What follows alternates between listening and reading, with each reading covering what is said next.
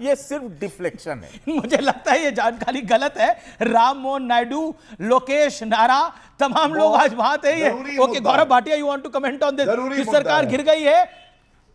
नहीं, हाँ, मैं आपको एक और जानकारी देता हूं सतीश जी, और अभी जब आम आदमी पार्टी के प्रवक्ता बोल लेंगे तो मैं आपको बताऊंगा कि दिल्ली हाईकोर्ट ने क्या कहा शब्दशः। सत्येंद्र जैन जेल में थे, इस्तीफा नहीं दे रहे थे, सारा काम जो है वो रुका हुआ था, और अरविंद केजरीवाल जी भी जेल गए थे। एक याचिकाकर्ता दिल्ली हाईकोर्ट गया, उन्होंने कहा सत्येंद्र जैन को हटाया जाए। दिल्ली उच्च न्यायालय ने कहा जो हमारे संविधान निर्माता है ये कभी नहीं सोच सकते थे कि ऐसा व्यक्ति जो कलंकित है, जिस पे आरोप लगा है, वो इस्तीफा नहीं देगा और जेल में रहेगा मंत्री बन के। लेकिन क्योंकि कोई कानून नहीं है इसलिए हम ये आदेश नहीं दे सकते। आज नरेंद्र मोदी जी वो कर रहे हैं जो बहुत पहले हो जाना चाहिए था। सही, यही बात एक और कोर्ट ने भी बोली है। और मैं कहना चाहता हूं इस देश के अंदर क्या क्या बदला है। आज लोगों को लग रहा है ना कि ये कानून आया है। मैं आपको बताता हूं, इंदिरा गांधी की सरकार थी, इंदिरा गांधी की सरकार में देश को वो समय याद होना चाहिए। इसी महान सदन में तत्कालीन, आज अमित शाह ने इसको कोट करा है, तत्कालीन प्रधानमंत्री श्रीमती इंदिरा गांधी ने संविधान संशोधन संख्या 39 से प्रधानमंत्री को ऐसा विशेष अधिकार दिया था कि प्रधानमंत्री के विरुद्ध कोई भी कानूनी कार्रवाई नहीं हो सकती है। यह इंदिरा गांधी ने करा था जी, कांग्रेस की सरकार थी। वाह, है सही है, क्यों सही है? मतलब नहीं सही, देखिए नहीं, इंदिरा गांधी ने ये कानून सही था। क्या बात कर रहे हैं? मैंने बात सुनी नहीं है। मैं कह रहा हूं ये किया गया था, इंदिरा गांधी ने असाधारण काम किया था, इसलिए उनको कुर्सी छोड़नी पड़ी। ये देखिए ना, बाहर से यहां तक हम आए हैं, इस देश के अंदर एक सरकारी मुलाजिम को, बेचारे को तो नौकरी छोड़नी पड़ती है, और यहां पर नेताओं के ऊपर कुछ नहीं होगा। और यहां पर लड़ाई हो रही है कि नॉनसेंस बोला या फाड़ा, तो कोई बड़ी बात नहीं थी। पॉलिटिकली एम्बैरेस हुए थे डॉक्टर मनमोहन सिंह। मुझे ये किसी को याद कराने की आवश्यकता नहीं है, लेकिन मैं जेएमएम की मेंबर ऑफ पार्लियामेंट के पास चलता हूं। Mahua Manjhi waiting from long, then I will go to Aam Aadmi party MLA. महुआ मांझी, देखिए एक राजनीतिक शुचिता दिखाई हेमंत सोरेन ने, जिसका उनको पॉलिटिकल लाभ भी हुआ। वो जेल जाने से पहले इस्तीफा देके गए थे, लेकिन इस देश में कई ऐसे नेता हैं जो जेल में रहे लेकिन इस्तीफा नहीं दिया था। देखिए, उन्होंने राजनीतिक शुचिता तो दिखाई, लेकिन आप सोचिए कि ये कानून अगर उस समय आ गया होता जिसको लाना चाहती है वर्तमान सरकार, तो क्या होता? वो एक अत्यंत लोकप्रिय आदिवासी नेता है, जनता द्वारा चुनी हुई सरकार है उनकी, और 5 महीने तक वो जेल में रहे। ईडी ने उनको जेल भेजा, और 5 महीने के बाद माननीय सुप्रीम कोर्ट ने कहा कि ईडी अभी तक कोई सबूत उनके खिलाफ नहीं लाई है, और वो फिर बरी होते हैं, फिर वो सरकार बनाते हैं और जनता द्वारा दोबारा चुने जाते हैं, और 56 सीट लाकर हमारी सरकार बनती है वहाँ पर। आप सोच सकते हैं कि हम लोग तो यही कह रहे हैं कि इसका दुरुपयोग हो सकता है, जिस तरह से माननीय हेमंत सोरेन जी के साथ हुआ। उस समय लोकसभा का चुनाव था, उन्हें षड्यंत्र के तहत जेल में डाला गया, और ये अगर दूसरे लोगों के साथ भी ये निरंतर जारी हो जाएगा, अभी बिहार चुनाव है, वहाँ भी हो सकता है। 30 दिन, आप सोचते हैं यहाँ न्यायिक प्रणाली क्या है, कितना विलंब होता है चीज़ों को आने में, सुनवाई होने में, हियरिंग का डेट पर डेट, कितने फिल्म बन गए इस पर।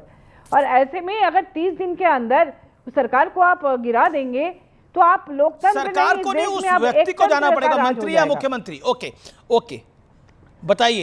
एक नेता कह रहे थे कि नीतीश कुमार और चंद्रबाबू नायडू सरेंडर कर रहे हैं सरकार के आगे, इसको समर्थन करके, इसका जवाब क्या है? देखिए, नीतीश कुमार जी की राजनीतिक यात्रा जो व्यक्ति जानते होंगे वो जानते हैं कि वो किसी के सामने सरेंडर नहीं करते। गठबंधन और महुआ जी की बात का जवाब है, महुआ जी जो कह रही हैं वो सुनना सुखद उनको लग सकता है, लेकिन एक परिस्थिति समझिए महुआ मांझी जी, आप एक प्रख्यात लेखिका हैं, कि क्या इस देश का मंत्री, मुख्यमंत्री किसी गंभीर आरोप जिसमें 5 साल की सजा हो सकती है, उसमें 1 महीने से ज्यादा जेल में रहे, तो क्या ये राज्य और उस देश के लिए बहुत अच्छा है?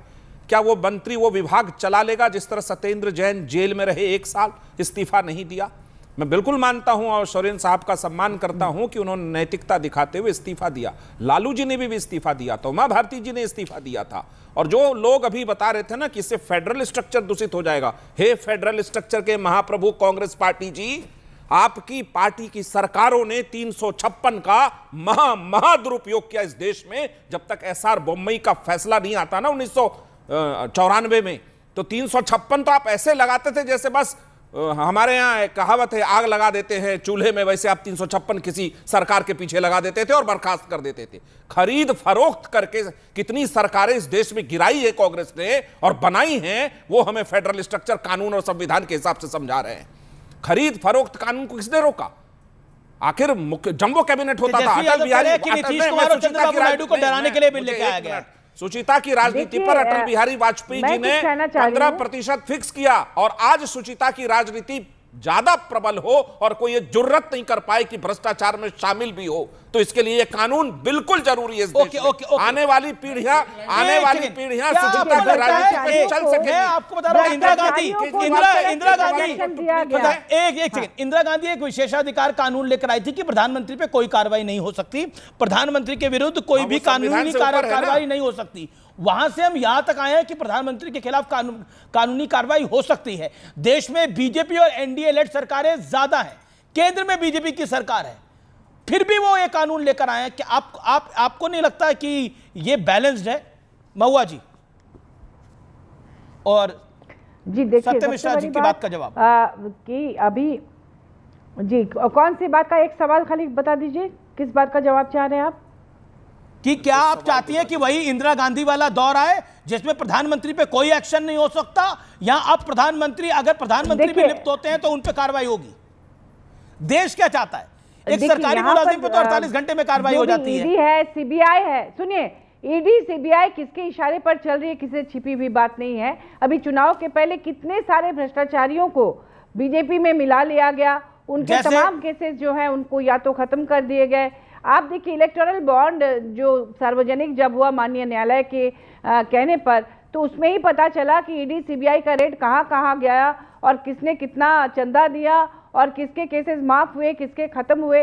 इससे पता चलता है जो सरकार है वो चाहे तो कुछ भी कर सकती है, इस देश में भ्रष्टाचारियों को पनाह भी दे सकती है, अपने चाहतों को जेल भी भेज सकती है, और जो उनके सत्यप्रकाश मिश्रा जी, आप मेरे लिए बहुत आदरणीय हैं क्योंकि मैं आपके कई किताबों को पढ़ चुका हूं। आपने कैरेक्टर के साथ न्याय किया है। इस देश की आने वाली पीढ़ी और वर्तमान पीढ़ी ये याद रखेगी कि कोई भ्रष्टाचारी व्यक्ति मंत्री पद पर लगातार नहीं बैठ सके, जो कि जेल में चला जा चुका है। क्या वो विभाग चलेगा? क्या ये देश नहीं जानना चाहता कि क्या सुचिता की राजनीति को शुरू करने के लिए ऐसे कानून की, महुआ मांझी जी जो आप राज्यसभा आप राज्यसभा सदस्य हैं और एक अच्छी बहुत बेहतरीन लेखिका है कि फ्रांस में आपकी किताबें पढ़ी जाती हैं, आपसे देश जरूर उम्मीद करेगा कि ऐसे कानून। लेकिन उनकी राजनीतिक मजबूरी है, वो जेल में उनके साथ है। एक लेखक की राजनीतिक मजबूरी बहुत कम होती है। हम चाहते हैं कि राजनीतिक शुचिता हो, लेकिन क्या राजनीतिक शुचिता थी? अच्छा ये बताइए, हेमंत सोरेन ने इस्तीफा दे दिया और अरविंद केजरीवाल 6 महीने जेल में रहने के बाद उन्होंने इस्तीफा नहीं दिया, राजनीतिक शुचिता थी? आपको लग रहा है सुप्रीम कोर्ट ने जब लिख दिया कि ना आप सचिवालय जा सकते हैं, ना आप फाइल पे दस्तखत कर सकते हैं, सारा काम रोक दिया। मुख्यमंत्री तो हैं लेकिन मुख्यमंत्री नहीं। अब मैं सतीश जी, मैं कुलदीप के पास जाने से पहले सतीश जी आपसे सवाल पूछता हूं। एक वरिष्ठ नेता विपक्ष के, I think of the record बात हो रही थी तो नाम लेना सही नहीं है, तो उन्होंने बोला ये पूरा का पूरा रायता केजरीवाल का फैलाया हुआ है, कि उनकी वजह से ये हुआ है, ये पूरी घटनाक्रम उनकी वजह से हुआ है। देखिए वो ऐसा करते नहीं, उनके मंत्री और डिप्टी सीएम ऐसा नहीं करते तो ऐसा नहीं होता। देखिए मैं 1 मिनट 3 लाइन बाद में दिया था, बहुत टाइम बाद। सुनिए, 3-4 लाइन बोल देने दीजिए। मैं कहता हूं कि अदालत अगर 3 सेकंड के लिए भी किसी को सजा सुना दे तो फिर उसको जीवन भर बार कर दीजिए, हटा दीजिए, इसमें कोई केजरीवाल वाले सवाल, मैं केजरीवाल वाले नहीं बोल रहा हूं, केजरीवाल जी को इस्तीफा देना चाहिए था, ये देना चाहिए था। सुचिता ये डिमांड करती है, ठीक है, वो एक सेक्शन। अब कुलदीप एक बार भी नहीं, कुलदीप कुमार एक बार भी नहीं, एक लाइन बोलने तो दीजिए। आप बोलिए सेक्शन के लिए आप ऐसा कानून ले आएंगे कि पूरा सिस्टम है एकदम ये हो जाए। ठीक है, ये आपका विरोध है इस कानून पे। और ये सत्य प्रकाश मिश्रा जी का एक जवाब दे देता हूं, ये लोग झूठ बोलने में उस्ताद है। इंदिरा गांधी के समय कांग्रेसियों ने, उसके बाद में भी बहुत सरकारें गिराई, सच बात है, लेकिन जब 77 में जनता पार्टी के नाम पर जो बीजेपी की भी सरकार आई थी, उन लोगों ने कितने सरकारें गिराई थी, इसका भी उल्लेख कर दें। अच्छा ठीक है, मैं आगे इसका उल्लेख लूंगा, ये सतीश जी का पॉइंट है। लेकिन कुलदीप कुमार, आपको कैसा लग रहा है? ये आपको लगता है कि ये पूरा का पूरा रायता फैला है आपका ही है? अमीश भाई, मेरा निवेदन है, मुझे बोलने का मौका दीजिएगा, क्योंकि मुझे लगता है कि मुझे 2-3 सेकंड बाद फिर रोक दिया जाएगा।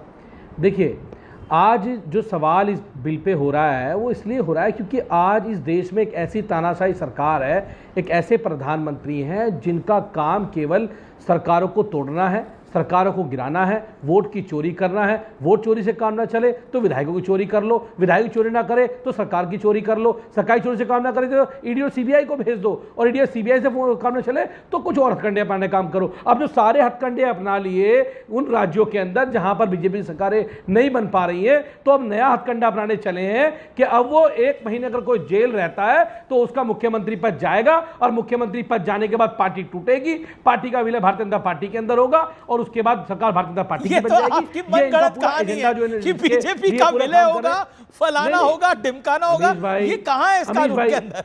अमीश भाई दूसरी बात सुचेता की बात कर रहे हैं, सुचेता की बात में